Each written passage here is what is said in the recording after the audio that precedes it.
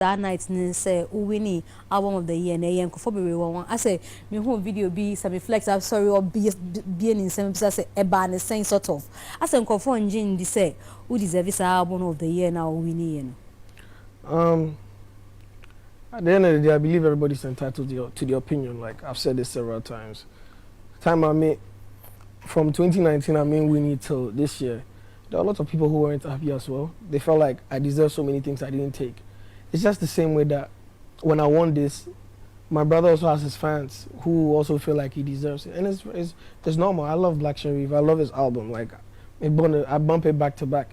And, you know, all respect to him. I feel like even anybody in that category, you know, it's just an honor to be there. I put a lot of hard work in that, you know, a lot of blood, sweat, and tears, sleepless nights, late nights, early mornings, in that, traveling the world.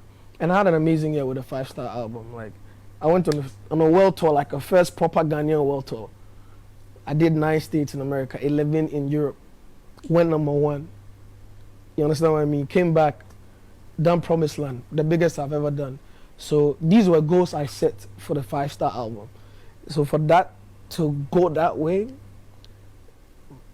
I'm very thankful. And the fact that, you know, the fans believe that, you know, I deserve that, it means a lot to me, and I don't take it for granted. And, you know, forever I'll tell my kids that I won the album of the year with my 2nd album, you know. So yeah, people will feel like they want to feel, and they're absolutely, it's absolutely okay for them to feel that way. You know, just like people feel like he deserves this and he doesn't get it, because I've heard that so many times, you know. But it doesn't necessarily mean saying yeah, I'll fire, no, they don't deserve it too, you know. So it's my time to shine. I embrace it. Shine on.